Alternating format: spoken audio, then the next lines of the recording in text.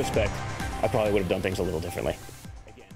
Off the top at 5 o'clock, Donald Trump Jr. expressing regret about his meeting with the Russian lawyer during the presidential campaign last year. From the White House today, President Trump tweeted his son was, quote, transparent and innocent. But the email chain released yesterday is still making political waves. The Russia investigation even being addressed by the president's pick to take over the FBI.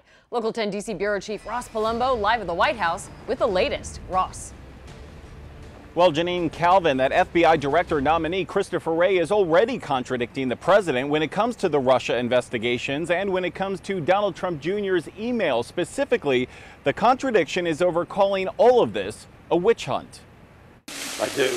The president's own nomination for FBI director. You consider this endeavor a witch hunt? Contradicting him in his confirmation hearing. I do not consider Director Mueller to be on a witch hunt. This only hours after the president tweeted, "My son Donald did a good job last night. He was open, transparent, and innocent. This is the greatest witch hunt in political history," said. The White House would only speak about this off camera. Why he calls it a witch hunt? Because the president knows very specifically any action or inaction that he's taken, and so I think that's pretty clear. Does that include members of his campaign? Sanders never answered that directly. I haven't had the conversation with the president whether he thought it was appropriate or not. The president's personal lawyer speaking out today on Donald Trump Jr.'s emails. Here's what I will tell you. The meeting that took place is not illegal. This coming just hours after Jr. himself spoke out. It was literally just a wasted 20 minutes. Although the emails clearly say information was part of Russia and its government support, Jr. replying, "I love it,"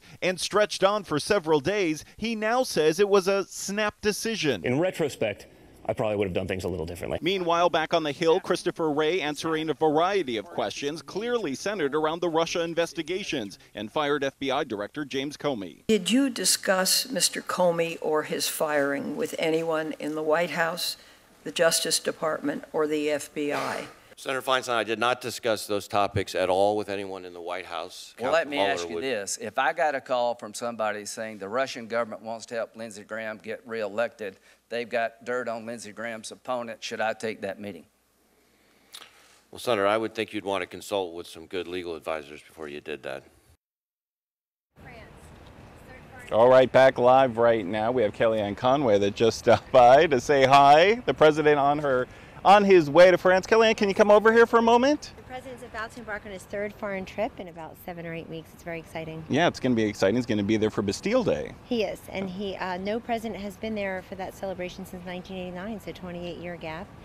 Mm-hmm. And commemorating the 100th anniversary of the U.S. entering World War I, the United States of America is the special guest of France this year. So he'll be having a bilateral meeting with France's new president, Mr. Macron, and the First Lady and the president will have dinner with President and Mrs. Macron. And this is our oldest ally, so right. Obviously a very big moment on Bastille Day. It's very exciting. I know most of the meeting want to talk about a different country, but we're very focused on the fact that the President of the United States will be joining our oldest ally, France. Okay, can I ask you really quickly before you go, you've been so kind to come over, about this whole controversy about Donald Trump Jr.'s emails. His attorney saying today that, the president's private attorney, saying that the president didn't know anything about this, even though this all took place in Trump Tower. What are your thoughts on this? Well, thank you for echoing the statements of Jay Sekulow, the president's private attorney. He would know best how to answer that question, and I'll refer to his answer.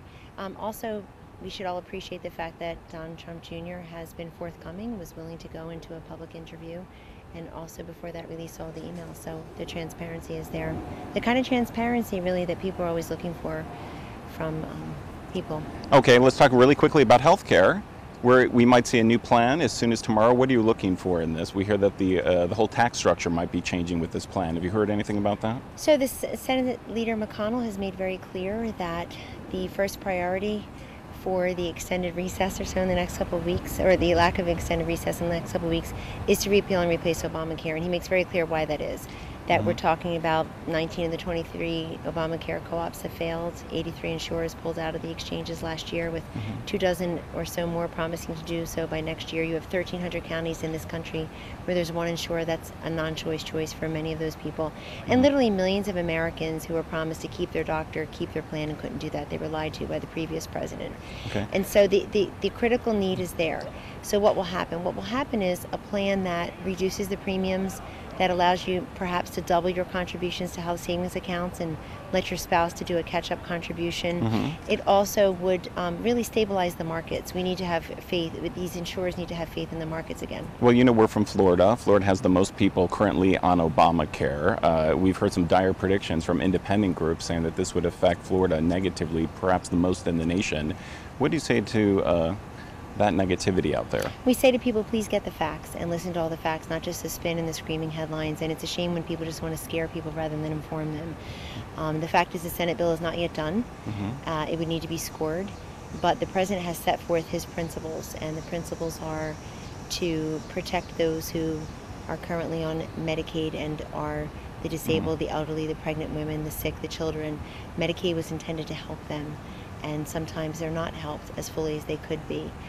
Through the system, and at the same time to really expand choice and improve quality and improve access, because many people have suffered under Obamacare, many people have benefited also, but many others have been left behind. You know, 175 million or so Americans get their health insurance through their employers, others get it through government benefits, but you've got a slice of people in this country who have been totally excluded from the system, and we're trying to help them as well. Okay, I can't wait to see that CBO score when it comes down. I hope we can talk to you again. Absolutely, and I would just encourage everybody to look at the finer points and inform themselves. We will. Rather than just look at the screaming headlines. Okay, Kellyanne Conway, thank you so much, top presidential advisor. Now, the president himself hasn't been seen in the spotlight since really coming back from Germany, but just this morning he did an interview with the 700 Club's Pat Robertson. He was asked about Putin and trust between Putin and America. Take a listen.